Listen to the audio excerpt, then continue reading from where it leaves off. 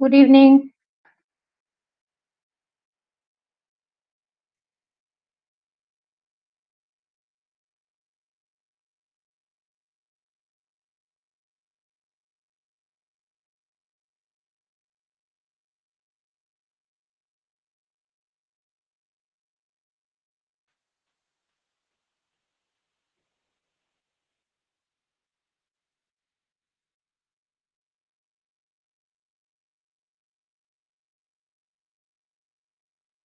Good evening Vipin.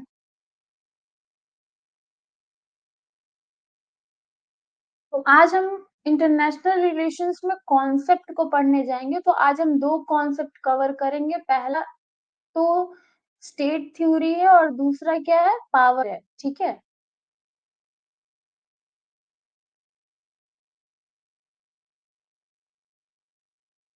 एक बार आप बता दीजिए कि ऑडियो वीडियो अच्छी है, विजिबल है। और दूसरी चीज ये है कि थोड़ा सा वेट कर लेते हैं, पहले सारे बच्चे आ जाएं, उसके बाद हम लोग क्लास स्टार्ट करेंगे।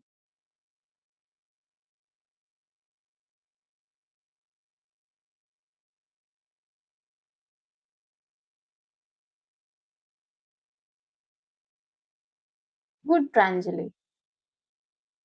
और आपको अभी पता है कि हम लोग संडे है, क्योंकि कल संडे है, इसीलिए हर संडे को 2 आवर की अभी क्लास होगी। तो कल भी 2 आवर की क्लास होगी। टाइम या तो 7 to 9 रहेगा या तो 8 to 10 रहेगा। ठीक है।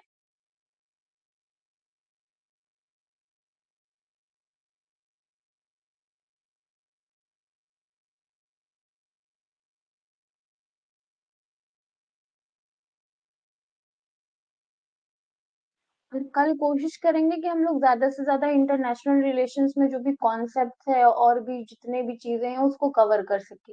1-2 दिन और लगाएंगे और इंटरनेशनल रिलेशंस अच्छे से खत्म हो जाएगा।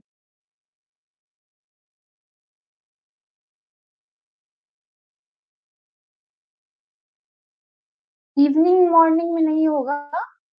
हम लोग शाम को ही करेंगे, एज ऑलवेज। पिछली क्लास जो हुई थी वो 8 बजे शाम को हुई थी ना। शाम क्या बोलेंगे, वो रात ही हो जाती है।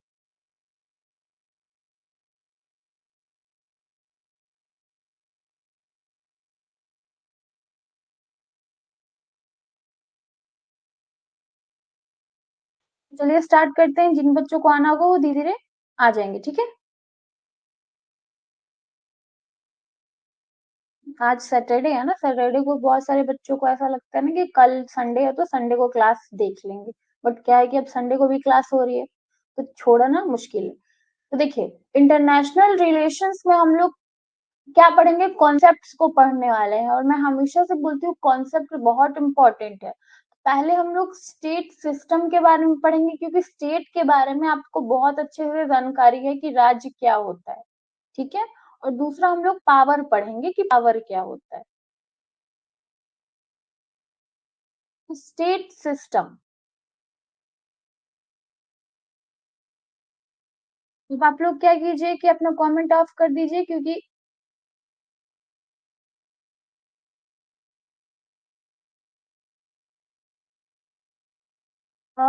विपिन ट्यूशन की क्लास होगी। ठीक है। लेकिन सर का कहना ये है कि पहले हम लोग सिलेबस कंप्लीट करवा लें, उसके बाद क्वेश्चन आवर की क्लासेस आराम से चलेंगी। ठीक है। तो फिर वो लगातार क्वेश्चन आवर की क्लास होगी, और क्वेश्चन आवर की भी क्लास ऐसी होगी कि जिससे आपको फायदा होगा। प्रीवियस ईयर क्वेश्चंस जो भी होते हैं, जो आने वाले क्वेश्चंस होते हैं, उनको करवाया जाए।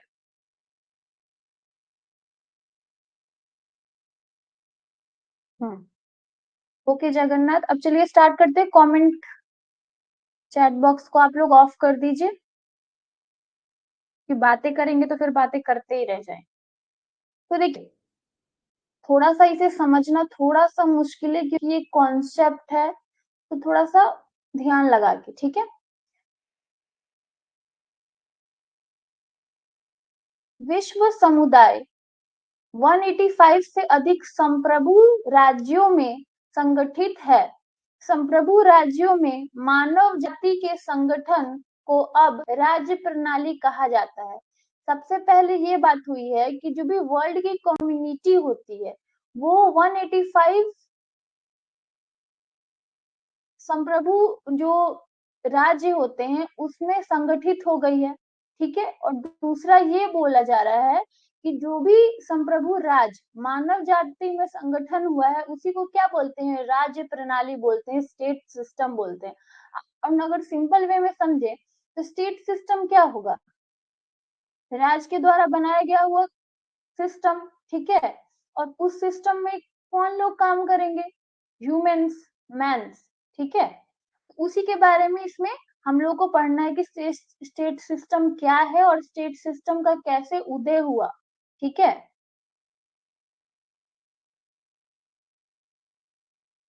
अब ये थिंकर हैं, आपने ये थिंकर्स पहले भी आप इन थिंकर्स के बारे में पढ़ चुके हैं और फिर से इन थिंकर्स के बारे में हम लोग पढ़ रहे हैं क्योंकि इन्होंने भी स्टेट सिस्टम के बारे में चर्चा की है।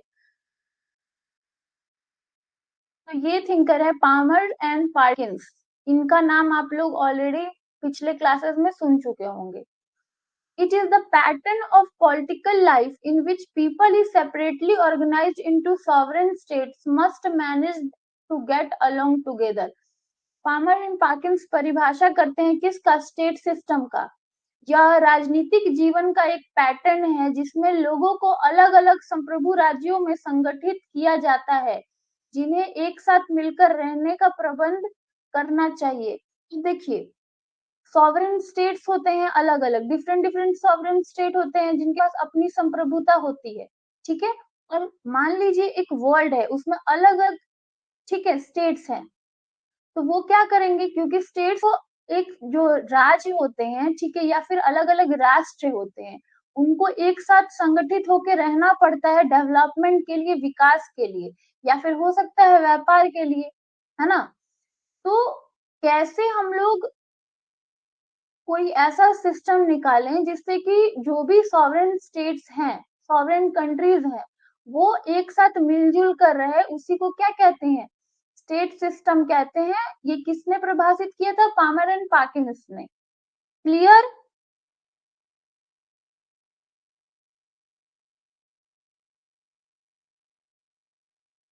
फटाफट कमेंट कीजिए।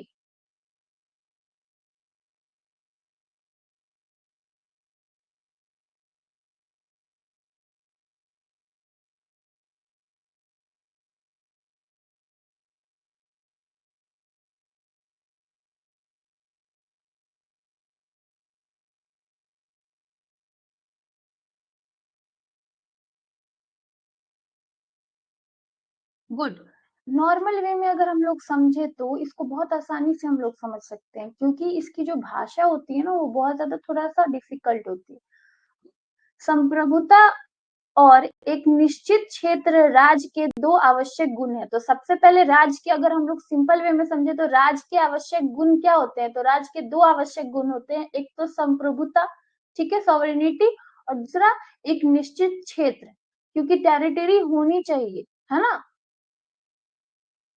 अब देखिए, अब एक और थिंकर आते हैं, कौन, गार्डनर। इन्होंने क्या कहा, व्यक्तियों का एक समुदाय जिसकी एक संगठित सरकार होती है, अनुपालन सुनिश्चित करने के लिए प्रत्येक राज्य को बलपूर्वक शक्ति प्राप्त होती है। अब एक बात बताइए, मैंने पिछले क्लासेस में भी बताया है और अभी भी बता रही हूँ, जैसे कि एक राज्य है जो कमजोर है और दूसरा राज्य है जो शक्तिशाली है, और अभी या फिर कभी भी कोई भी राष्ट्र चाहता है कि हम हमें क्या हो, सबसे ज्यादा पावर प्राप्त हो, और पावर प्राप्त हो तो उस पावर को प्राप्त करने के लिए वो किसी के भी साथ, किसी भी कंट्री के साथ वो बलपूर्वक कार्य करते हैं, और जिसके वजह से क्या होता है, उनको पावर प्राप्त होता है। तो इसी में उन्होंने बोला कि व्यक्तियों का ऐसा समुदाय है या फिर एक ऐसी सरकार है जिसमें क्या होता है कि लोग क्या करते हैं कि अपने पावर के लिए दूसरे स्टेट्स से कंपटीशन करते हैं।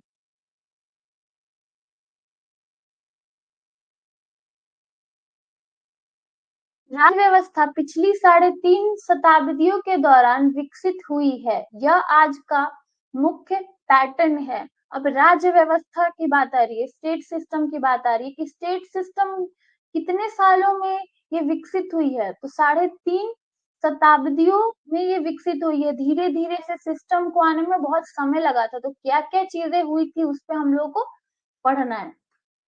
अब इवोल्यूशन ऑफ स्टेट सिस्टम, कि कैसे स्टेट सिस्टम का इवोल्यूशन हुआ था, विकास हुआ था, उसके बारे में हम लोग को पढ़ना है।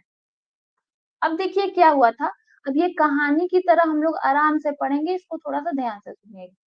प्राचीन सभ्यताओं जैसे यूनान, भारत, मिस्र और इटली में छोटे नगर राज्य थे। पहले समय की बात बता रहे हैं कि पहले क्या था, प्राचीन जो भी सभ्यता थी उसमें क्या थे, तो जो यूनान देश था, भारत था, मिस्र था और इटली थी, उसमें छोटे-छोटे नगर पहले से ही विकसित हो गए थे। जैसे उदाहरण में प्राचीन यूनान में एथेंस और स्पार्टा था। एथेंस और स्पार्टा के बारे में आप सबने सुना होगा। और प्राचीन भारत में इंद्रप्रस्थ और हस्तिनापुर शामिल है। इन हस्तिनापुर के बारे में आप लोग जानते होंगे, कमेंट कीजिए। सबने इसके बारे में सुना होगा कहीं ना कहीं, है ना?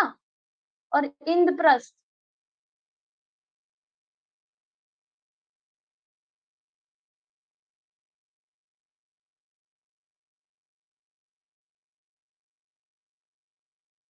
कमेंट किए फटाफट।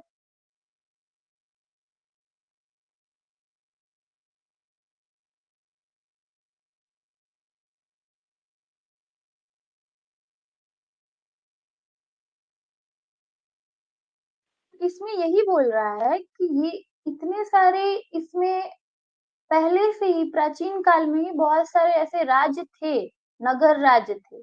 बाद में विशाल राजवंशों का उदय हुआ। उसके बाद क्या हुआ, डायनेस्टीज आई, राजवंश आए।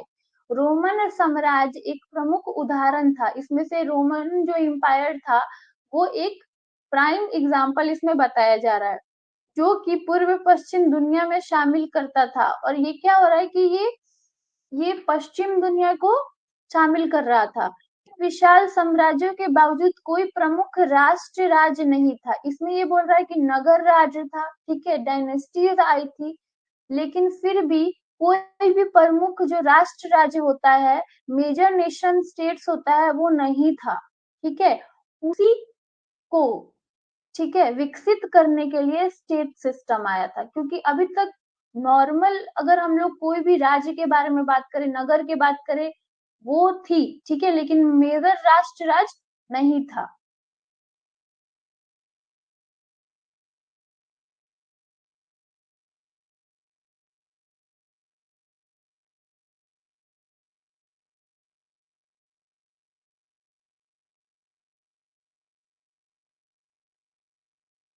हम्म,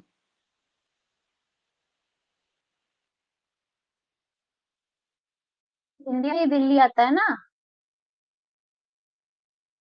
इसीलिए इसको बोला जा रहा है कि ऐसे ऐसे छोटे छोटे नगर थे, पहले से ही इंडिया में नगर थे। ऐसा नहीं है कि सिर्फ जब बहुत सारे राष्ट्र आए, ठीक है, उसके बाद राज्य धीरे धीरे विकसित हुआ, ऐसा नहीं है। भारत में भी पहले से ही नगर राज्य थे। उसके बाद क्या हुआ, 30 वर्षीय युद्ध, ये बहुत इंपॉर्टेंट है, द 30 ईयर वॉर। और ये किसके बीच में हुआ था, तो प्रोटेस्टेंट कैथोलिक का संघर्ष का परिणाम था। तो याद रखिएगा, जो 30 इयर्स वॉर था वो किसका परिणाम था, पोस्ट्रेट और कैथोलिक संघर्ष का परिणाम था। लेकिन किसी प्रमुख धर्म की स्थापना नहीं हुई थी। इतना युद्ध होने के बाद भी किसी भी धर्म की स्थापना नहीं हुई थी। और उस समय क्या हो रहा था, चर्च का बहुत ज्यादा शासन चल रहा था। चर्च के बारे में मैंने आप लोगों को बताया था।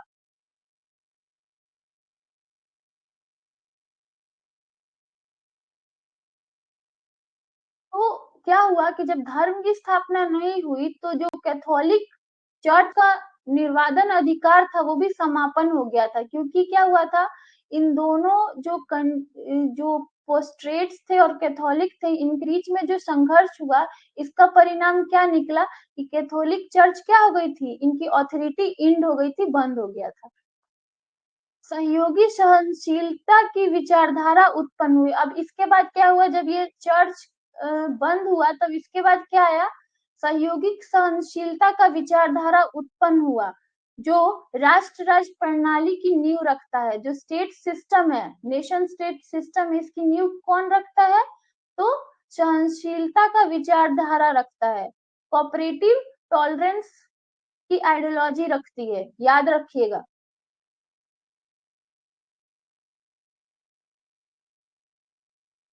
अब इसको नोट्स बनाते हुए चलिए, क्योंकि मुझे पता है कि आपको कहानियों की तरह ये नहीं लग रहा होगा, ठीक है।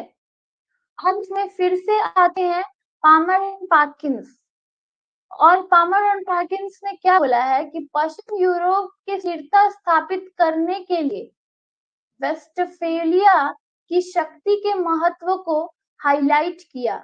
जो भी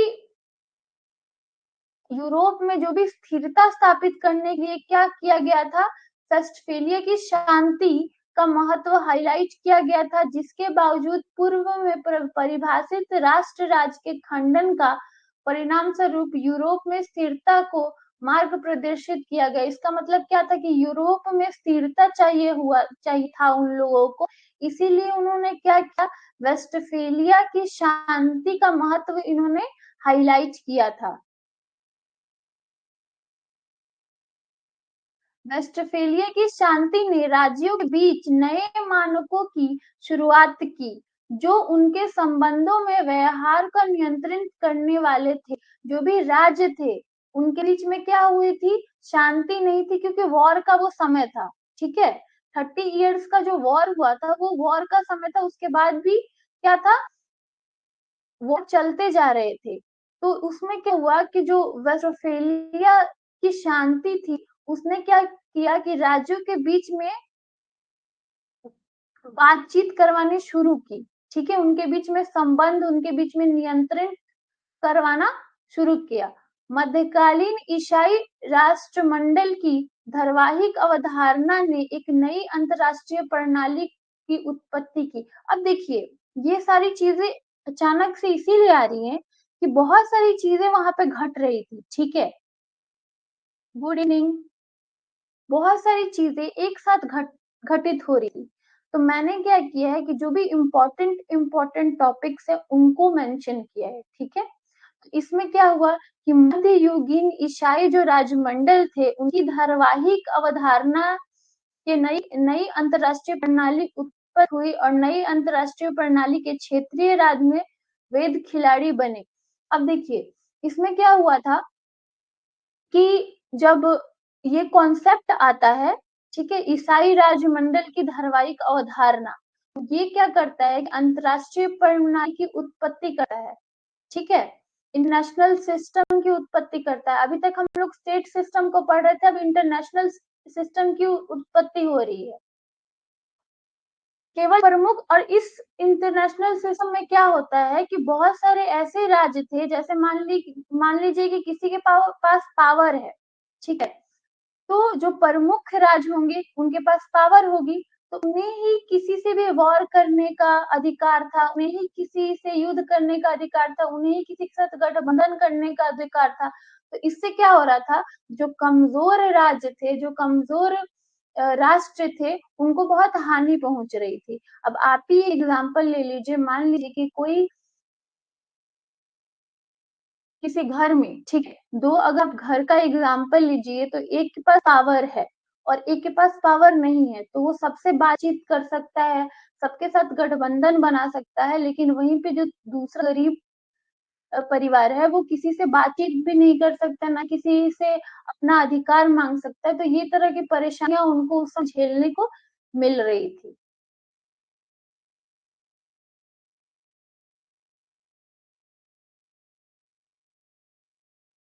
केवल प्रमुख राज्य ही युद्ध कर सकते थे, संधियां कर सकते थे, या एक दूसरे के साथ गठबंधन कर सकते थे।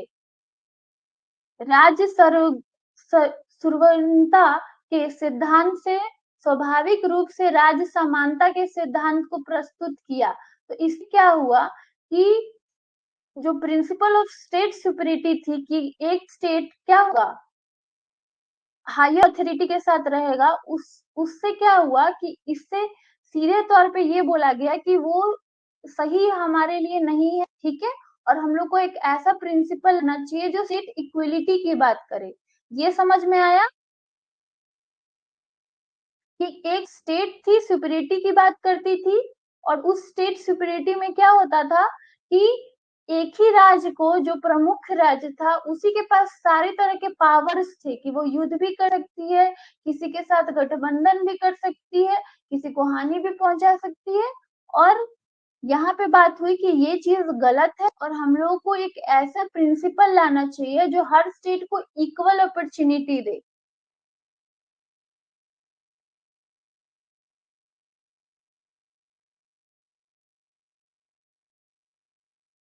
ये क्लियर हुआ?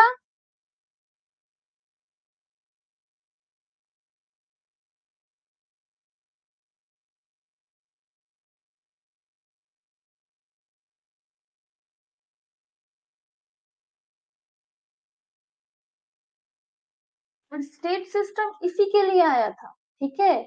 स्टेट में सिस्टम का होना बहुत जरूरी है क्योंकि क्या होगा जब सिस्टम नहीं होगा तो बहुत ज्यादा आप किसी भी स्टेट के साथ क्या हो सकता है, या तो किसी के पास ज्यादा पावर जा सकता है या तो किसी के पास कम पावर जा सकता है। तो जब सिस्टम होगा तो हर स्टेट के पास इक्वली प्रिंसिपल्स होंगे, उनके पास अपने अधिकार होंगे और अधिकारों की बात ये करता है।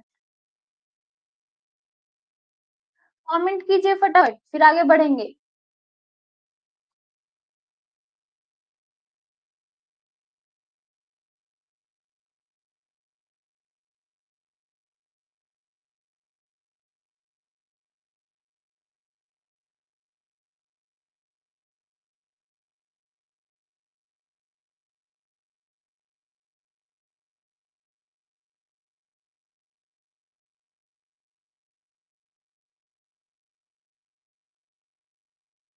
हाय मीनाक्षी।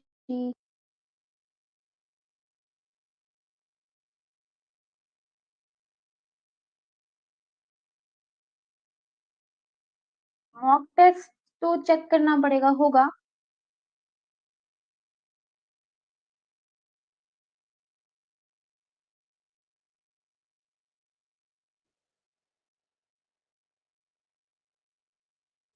अब देखिए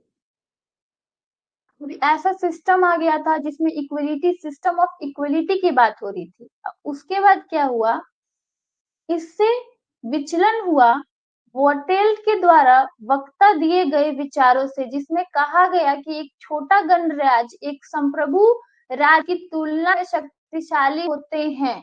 हालांकि ये वास्तविकता अलग थी। राज्य की समानता केवल यूरोप के प्रमुख शक्तिशालियों तक ही सीमित थी। इसे ये बात बता रहा है कि यूरोप में क्या थी, हर राज्य के साथ समानता का अधिकार दिया जाता था, ठीक है? और साथ में ये बोला गया कि जो वेटल थे इन्होंने क्या बोला कि एक एग्जाम्पल दिया और एग्जाम्पल के तहत ये बोला कि एक छोटा जो गणराज्य होता है वो एक संप्रभु राज्य की तुलना में ज्यादा शक्तिशाली होता है। लेकिन हम लोग को ये देखने को नहीं मिल रहा था कि जो सॉवरेन स्टेट्स थे, सॉवरेन कंट्रीज थी, उनके पास ज्यादा पावर्स थे और जो नॉर्मल स्टेट्स थे उनके पास कम पावर्स थी, ठीक है? शक्ति की उचित संतुलन, तो power, proper balance of power, ठीक है? इसकी बात हुई। क्योंकि क्या होगा कि जब तक आप पावर का प्रॉपर बैलेंस नहीं करोगे तब तक क्या होगा कि हर किसी के पास ज्यादा पावर चला जाएगा और किसी के पास कम पावर आएगा। वेस्टफेलिया की शांति के बाद गैर यूरोपीय राज्य को वास्तविक योजना में शामिल नहीं किया गया। अब देखिए यूरोपीय जो भी कंट्रीज थी उन्होंने, उनके पास क्या था कि जो भी स्टेट्स हैं उनको समानता का अधिकार दिया जाएगा। इसीलिए इन्होंने क्या किया कि जो गैर यूरोपीय राज्य थे उसको जो वास्तविक योजना थी उसमें शामिल नहीं किया गया था।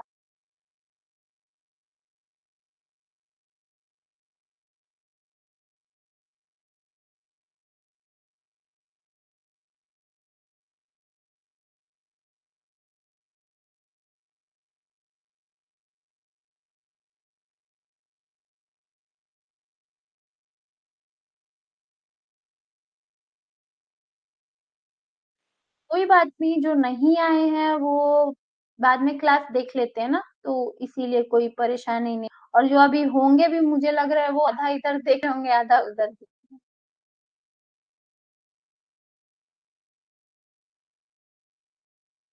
हमें अपना क्लास करवाना है ना, क्योंकि रिकॉर्डेड क्लास हो जाएंगे तो बच्चे तो वो कर लेंगे। अब देखिए, इसके बाद क्या हुआ कि पोस्ट वेस्टफेलियन प्रणाली ने अपनी विशेष अनुक्रमीय विकास विकसित की। ठीक है, जो पोस्ट वेस्टफेलियन प्रणाली आई उसने क्या किया कि उसने एक सिस्टम, पर्टिकुलर सीक्वेंस में अपना एक सिस्टम डेवलप्ड कर लिया। क्योंकि अभी तक क्या था कि सिस्टम से चीजें थी ही नहीं। ठीक है, और इसी के लिए तो हम लोग पढ़ रहे हैं ना कि कैसे कैसे सिस्टम विकसित हुई। तो जो पोस्ट वेस्टफेलियन सिस्टम आया उसने क्या किया कि सीक्वेंस से, ठीक है, एक सिस्टम को डेवलप्ड कर लिया। और वेस्टफेलियन की शांति और यू, यूट्रेक्ट की संधि में फ्रांसीसी राजा लुई 14 के प्रयासों को प्रमुखता देते हुए ब्रिटेन, फ्रांस, हॉलैंड और स्पेन के बीच प्रतिद्वंद का उल्लेख किया गया। इसमें ये बोला जा रहा है कि जो ये राजा थे, ठीक है, फ्रेंच किंग लुइस 14, इनके जो इन्होंने बहुत ज्यादा इन्होंने कोशिश की थी। इस कोशिश ने क्या किया कि जो स्पेन था, ब्रिटेन था, हॉलैंड था, इनके बीच में क्या किया कि शांति की संधि लाई। ठीक है, संधि का क्या मतलब होता है कि दो राज्यों के बीच में आपस में क्या हो जाए, बातचीत हो जाए।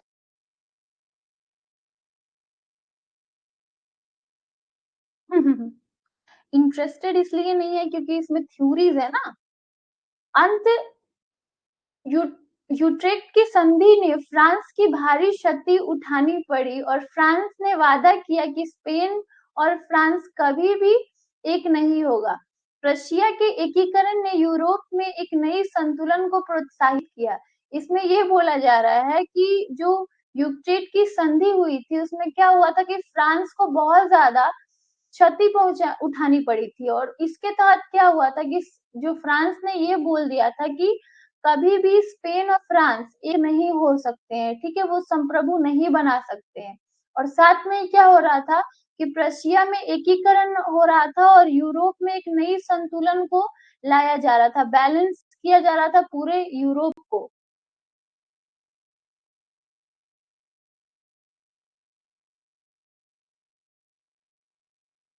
एक सिस्टम आता है जिसको बोला जाता है विनिया कांग्रेस, जो 1815 में आई थी। उसके बाद क्या हुआ था, इस प्रणाली के अंतर्गत उभरी प्रणाली में उत्परिवर्तन देखा गया और यह यूरोप के कॉन्स्ट के रूप में जाना जाता है। यह प्रणाली एक फोटो टाइप की तरह थी जिसने 5 महान शक्तियों को सामूहिक सुरक्षा प्रणाली की जिम्मेदारी लेती थी। इसमें सीधे ये बोल रहा है कि जो विनिया कांग्रेस आया था 1815 के बाद, ठीक है, एक 5 महान शक्तियों को सामूहिक सुरक्षा प्रणाली की जिम्मेदारी दी गई। और वो सिक्योरिटी सिस्टम क्या थी, उसके ऊपर कौन सी थी, ब्रिटेन था, फ्रांस था, प्रशिया था, रूस था और ऑस्ट्रेलिया था।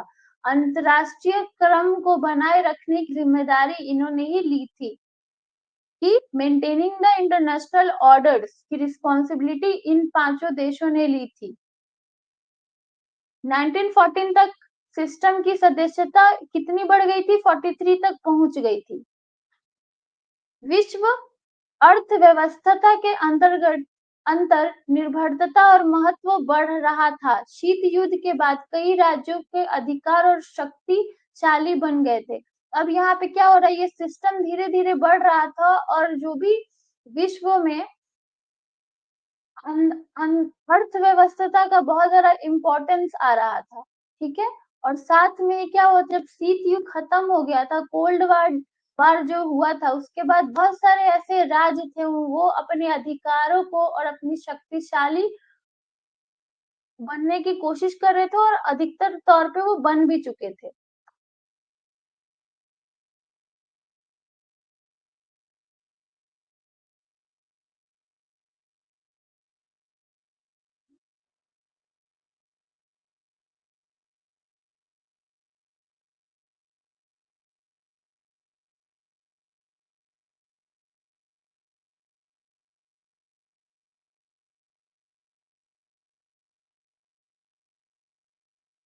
आज बच्चे स्टेट सिस्टम समझ में आया?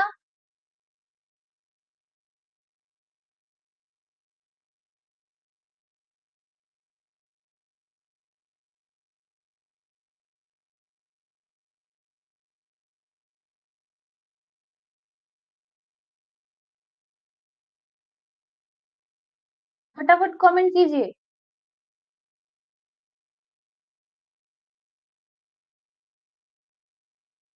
विपिन आज क्लास इंटरेस्टेड नहीं लग रही है ना, पर क्या किया जाए, कभी कभी। अब ये जितना दिन कॉन्सेप्ट चलेगा ना आईआर का, वो अच्छा नहीं ही लगेगा।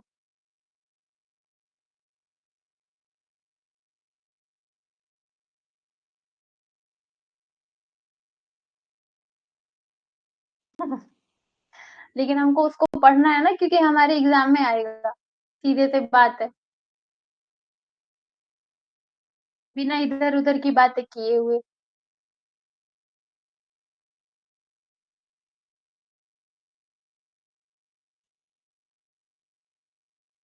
क्योंकि हम लोग इतने सारे कंट्रीज के बारे में पढ़ रहे हैं ना, तो इसमें जब कॉन्सेप्ट आएगा, अभी तक क्या हुआ था, जब थ्योरीज पढ़ रहे थे ना, तो थ्योरीज अच्छी लगती है।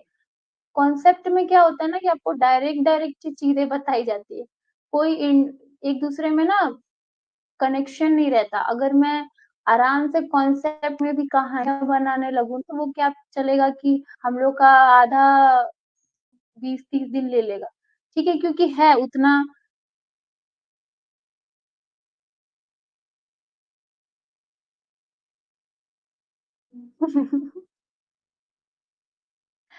स्टेट सिस्टम को तो ऐसे ही पढ़ना पड़ेगा, ठीक है। अभी मैं इसके साथ कुछ नहीं कर सकती। अगर मैंने वर्ड्स चेंज कर दिए ना, तो क्या होगा कि क्वेश्चन में आप लोग कंफ्यूज हो जाओगे, क्वेश्चन आना चाहिए।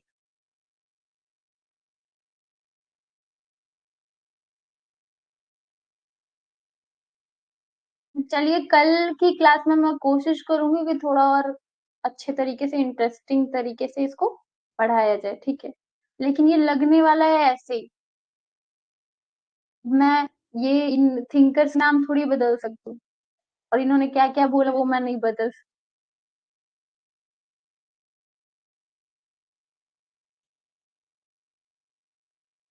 ठीक है।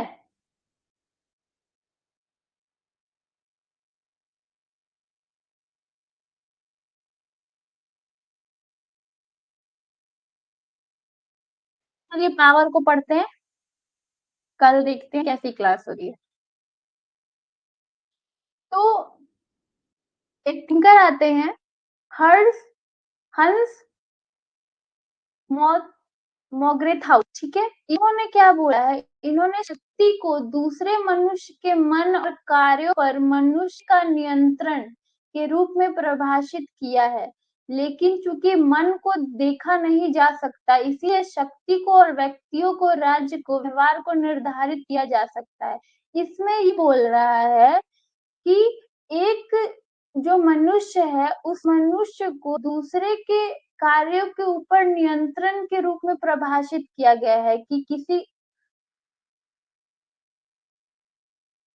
की बात बताइए, जैसे कि आप क्या कर रहे हैं कि कभी भी क्या होता है कि आप किसी भी मनुष्य को अपने कंट्रोल में रखते हैं, ठीक है, उसके कार्यों को कंट्रोल में रखते हैं।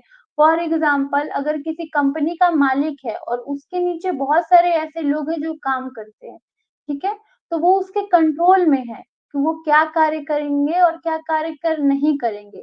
तो इसी को इन्होंने परिभाषित किया था कि पावर क्या होती है, इसी को कहते हैं हम लोग शक्ति, कि आप किसी के काम को, किसी को कंट्रोल कर सको। लेकिन क्या होता है कि हम लोग कभी भी मन को देख नहीं सकते हैं कि मन क्या हो रहा है। तो इसीलिए शक्ति को इन्होंने राज्यों के व्यवहार से निर्धारित किया है, कि शक्ति किसके ऊपर डिपेंड करती है, किसी व्यक्ति के ऊपर डिपेंड करती है, या तो किसी राज्य के ऊपर डिपेंड करती है।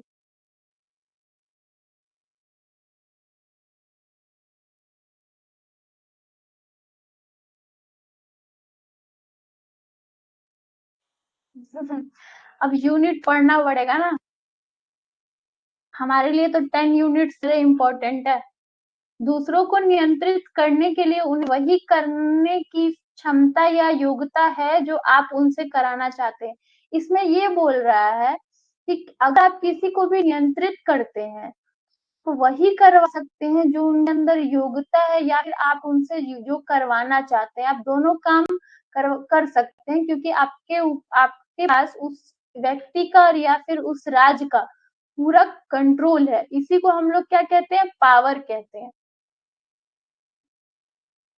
अंतरराष्ट्रीय संबंधों में शक्ति किसी राज्य की अपनी इच्छा अनुसार कार्य करने की क्षमता है। अब एक बात बताइए, इंटरनेशनल रिलेशंस में अगर हम लोग पावर को समझे तो क्या समझेंगे कि पास किसी स्टेट के पास ये एबिलिटी है कि वो अपने इच्छा अनुसार कोई भी कार्य कर सके, इतना पावरफुल है वो। अब प्रोफेसर महेंद्र कुमार ने राज्यों की ताकत को समझाया है, ठीक है, कि राज्य की ताकत क्या होती है। सीधे शब्दों में कहे तो शक्ति एक क्षमता है जिसका प्रयोग नहीं किया जा सकता। इन्होंने शक्ति को क्या कहा है, क्षमता बोला है, लेकिन जब प्रयोग किया जाएगा तो यह क्षमता एक राज्य को अन्य राज्यों के व्यवहार से नियंत्रित करने में सक्षम बनाती है। इसका मतलब क्या है, अगर पावरफुल कंट्री है तो वो क्या करेगी कि बहुत उसके पास ये कैपेबिलिटी होती है कि वो दूसरे कंट्रीज को अपने कंट्रोल में कर सके। ये समझ में आया?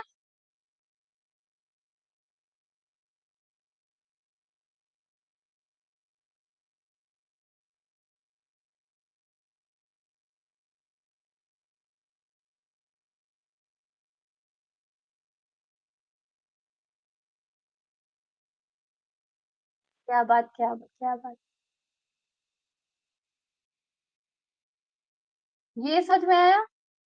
अभी मुझे नहीं लग रहा कि ये बोरिंग है, ये सब पता है कि पावर क्या होती है।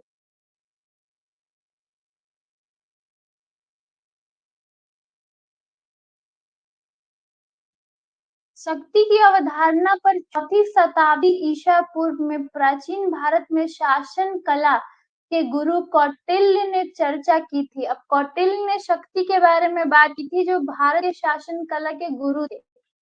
ठीक।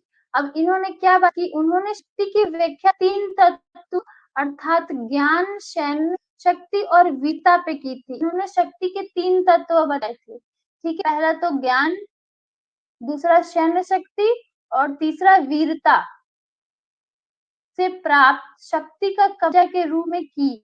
ठीक है, इन्होंने ये बोला कि शक्ति क्या होते हैं, तीन तत्व होते हैं। उसके बाद मर्गेथाउ को कौटिल्य का यथार्थवादी वंशज बताया जाता है। तो जो मर्गेथाउ है इनको कौटिल्य का वंशज बताया जाता है, रियलिस्टिक। उनका संपूर्ण दृष्टिकोण शक्ति पे आधारित है। ये ऐसा क्यों इनका वंशज बताया जाता है, क्योंकि इन्होंने ही क्या किया था, कौटिल्य का जो इन्होंने कौटिल्य की शक्ति की अवधारणा दी थी उसी को अपना दृष्टिकोण बना लिया था। उसी के आधार पे ये अपने अप्रोच को चाह रहे थे। शक्ति की मात्रा अलग अलग होती है। संयुक्त राज्य अमेरिका की काम करने की क्षमता भारत की तुलना में कई अधिक है। अब हम लोग फॉर एग्जाम्पल के तौर पे ले लेते हैं कि संयुक्त राज्य अमेरिका है और इसको भारत से कंपेयर कर की जा रहा है, तो क्या होगा कि जो अमेरिका बहुत ज्यादा पावरफुल है, ठीक है, और वो बहुत अच्छे तरीके उसके पास जो कैपेसिटी है वर्क करने की वो भारत के तुलना में बहुत ज्यादा अधिक है। लेकिन वहीं पे संयुक्त राज्य अमेरिका के पास भारत की तुलना में अधिक शक्ति है। इसके बदले में भारत के पास शायद नेपाल और इंडोनेशिया की तुलना में अधिक शक्ति हो। इसके इसीलिए ये बता रहा है कि पावर पावर डिपेंड कर रहा है कि आप क्या है। अगर मान लीजिए कि एक ऐसी कंट्री के सामने आप हो जो आपसे ज्यादा पावरफुल है, तो आप क्या करेंगे, आप उसके अधीन हो जाएंगे, ठीक है। जिसके पास ज्यादा पावर होगी उसके पास वर्क करने की कैपेसिटी भी ज्यादा होगी, और वो क्या करेगा, वो अपने तरीके से उसके पास जो कैपेबिलिटी होगी कि वो आपको कंट्रोल कर सके, ठीक है। इसी तरह बोला जा रहा है कि भारत के पास भी क्या है, भारत की ज्यादा स्ट्रांग है किससे, नेपाल और इंडोनेशिया से। तो शक्ति का प्रदर्शन कई देशों में किया जा सकता है। अलग-अलग क्या है, शक्ति का प्रदर्शन हर देश अलग-अलग कर सकता है। शक्ति की तुलना पैसे से आसानी से की जाती है। अब क्या होता है कि जैसे मान लीजिए कैपिटलिस्ट है, उनके पास पावर थी तो उनके पास पैसा था। तो इसी में ये बोला जा रहा है कि जो शक्ति की तुलना हम लोग पैसे से भी आसानी से कर सकते हैं। अंतर्राष्ट्रीय राजनीति में शांति कुछ भूमिका निभाती है, जैसे अर्थव्यवस्था में पैसा खेलता है। अधिकांश लोगों को पैसा इसीलिए मिलता है ताकि वो अपनी आवश्यकताएं और चीजों को प्राप्त कर सके।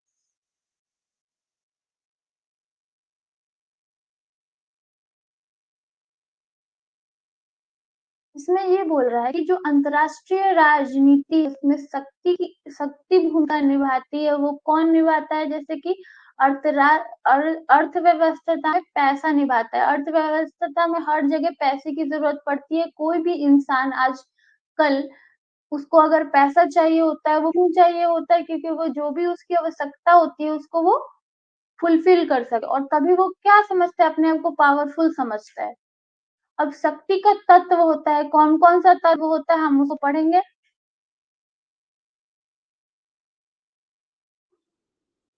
अब एक होता है ट्रेंजिबल एलिमेंट, ठीक है, मूर्त तत्व। जनसंख्या की गणना आसानी से की जा सकती है, इसीलिए यह मूर्त लाभ है। आमतौर पर यह माना जाता है कि बड़ी आबादी वाले राज्य अधिक शक्तिशाली होते हैं। तो सीधे तौर पे अगर हम लोग समझे तो जो ट्रेंजिबल एलिमेंट होता है, मूर्त तत्व होते हैं, वो क्या होते हैं कि अगर कोई राष्ट्र है या फिर देश है, वो ज्यादा आबादी वाला है, ठीक है, जनसंख्या में उसकी जो आबादी है वो ज्यादा है, तो वो क्या होगा, वो पावरफुल होगा। बड़ी आबादी किसी देश को न केवल मजबूत सशस्त्र बल रखने की सक्षम बनाती है, बल्कि विभिन्न आर्थिक गतिविधियों के लिए जनशक्ति भी रखने में सक्षम बनाती है। तो जो लार्ज पॉपुलेशन जो कंट्रीज होती है वो ऑलरेडी मजबूत होती है, और किसी भी गतिविधि को करने के लिए उनके पास क्या होती है, जनशक्ति होती है। ठीक है, तो वो आसानी से अपने कार्य को कर सकते हैं। वो क्या होते हैं, आर्म्ड फोर्स से भी क्या होते हैं, सैन्य शक्ति से भी वो बहुत ज्यादा मजबूत होते हैं। दूसरा क्या आता है, क्षेत्र शक्ति आता है। क्षेत्र शक्ति दूसरा मूर्त तत्व है। कुछ लेखक भूगोल को एक तत्व के रूप में संदर्भित करते हैं और भूगोल के भीतर क्षेत्र को भी शामिल करते हैं। ठीक है, जो इस तत्व में सबसे महत्वपूर्ण है कि किसी देश का आकार, उसकी जलवायु, स्थलाकृति और उसका स्थान। सामान्यतः यह माना जाता है कि आकार में भी बड़ा देश छोटे राज्य की तुलना में अधिक शक्तिशाली होगा। क्या होगा कि अगर कोई छोटा राज्य होगा तो वो कम शक्तिशाली होगा, अगर कोई बड़ा राज्य होगा तो वो क्या होगा, ज्यादा शक्तिशाली होगा, ऐसा माना जाता है पाव में। ये समझ में आया?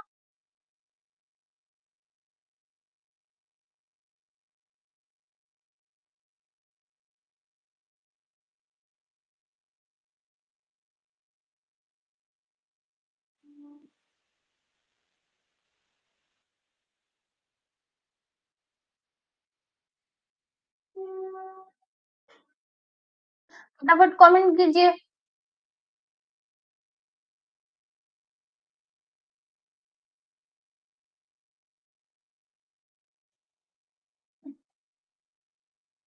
देखिए, उसके बाद होता है कि किसी देश की जलवायु भी उसकी शक्ति को प्रभावित करती है, कि जो क्लाइमेट होता है वो भी क्या होता है, उसकी शक्ति को प्रभावित करती है, अफेक्टेड इज पावर। अब चौथा क्या है, चौथा है कृषि की क्षमता, एग्रीकल्चर कैपेबिलिटी। तो ऐसे सामानों, यहाँ पे तार होगा, के लिए केकल माना जाता है कि देश थिमाकस को खिलाने में सक्षम है। इसमें ये बोला जा रहा है कि जितने भी लोग हैं, जितनी बड़ी, मान लीजिए कितनी भी बड़ी अगर कंट्री है, उसको अगर देश खिलाने के लिए सक्षम है, एग्रीकल्चर कैपेबिलिटी है, तो वो अपने आप क्या होगा, शक्तिशाली होगा। शक्ति का पांचवा मूर्त तत्व सैन्य शक्ति, और पावर में हमेशा बात होती है सैन्य शक्ति व्यक्ति की, यह उस पारंपरिक धारणा के संबंधित है जो सत्ता, सैन्य बल और द्वारा समर्थित होती है। किसी राष्ट्र राज्य की सैन्य ताकत को रक्षा और सुरक्षा उद्देश्य के लिए खर्च किया गए धन और संदर्भ में मापा जाता है। तो सैन्य शक्ति आप समझ सकते हैं कि सैन्य शक्ति क्या होता है, मिलिट्री फोर्स होती है और वो बहुत ज्यादा हेल्पफुल होती है किसी भी कंट्री सुरक्षा के लिए।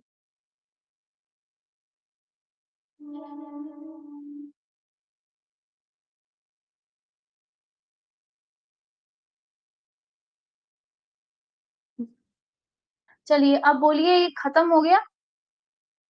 अब मैं बता दूं कि कल कोशिश करेंगे कि थोड़ा सा और इंटरेस्टिंग क्लास बने, लेकिन टॉपिक्स तो यही रहेंगे।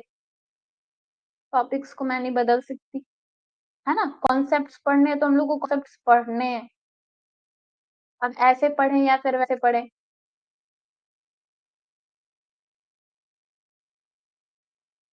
तो यूनिट 5 से कोई नहीं भाग सकता, यूनिट 6 से भी कोई नहीं भाग सकता। ये दोनों यूनिट आईआर रिलेशन रखते हैं और आईआर थोड़ा सा जिसको इंटरेस्टेड लगता है उसको लगता है, नहीं तो आपको थोड़ा सा और अच्छे से पढ़ना पड़ेगा।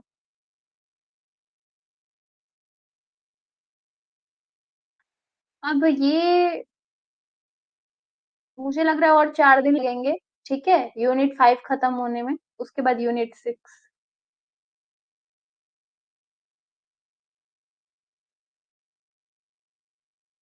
हाँ बिल्कुल।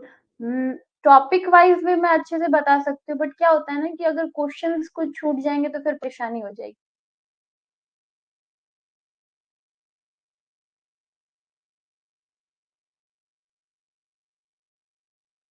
कल कोशिश करेंगे कि पॉइंट्स के द्वारा इसको अच्छे से समझा जाए, ठीक है।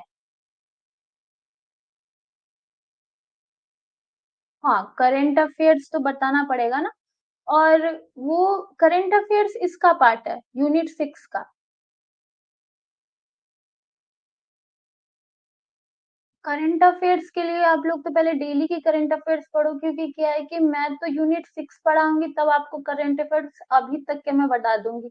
उसके बाद जब हम लोग एमसीक्यूज करेंगे तो उस समय हम लोग कुछ पढ़ेंगे, लेकिन आप लोग हमेशा की रोज की पढ़ते रहिएगा करंट अफेयर।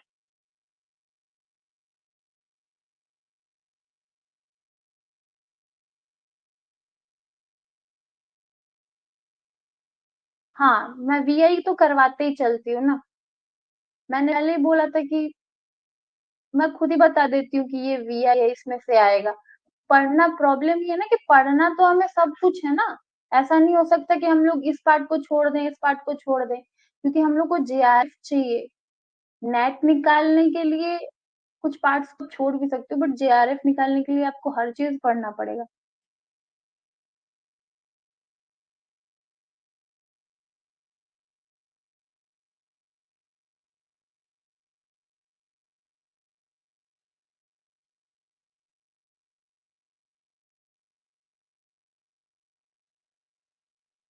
सीधे सी बात है, अगर जेआरएफ निकालना है, पसंद आए ना पसंद आए, जो टॉपिक फ्री टॉपिक को कवर करना है, ठीक है।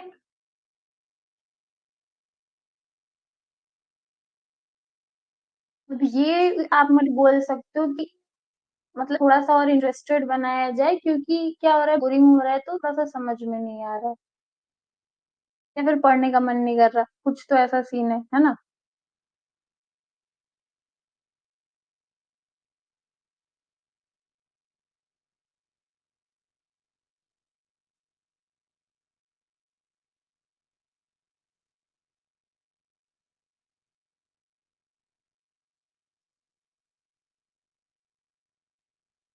उसके लिए कल कोशिश करते हैं कि कुछ अलग तरीके से इसको, इस टॉपिक को पढ़ाया जाए, ठीक है।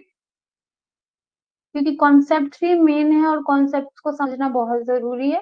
इसीलिए कल, अभी तो 2 ही कॉन्सेप्ट हुए हैं ना, स्टेट थ्योरी हुई और पावर के बारे में पढ़ाई हुई है, और बहुत कुछ अभी बाकी है, उसको हम लोग कल करते हैं बहुत अच्छे तरीके से। कल 2 घंटे की क्लास होगी, जो भी बच्चे नहीं आए हैं उनको खुद पता चल जाएगा, ठीक है। आप लोग को पता है, आप लोग रेडी रहिएगा। चलिए, सबको गुड नाइट, शुभ रात्रि।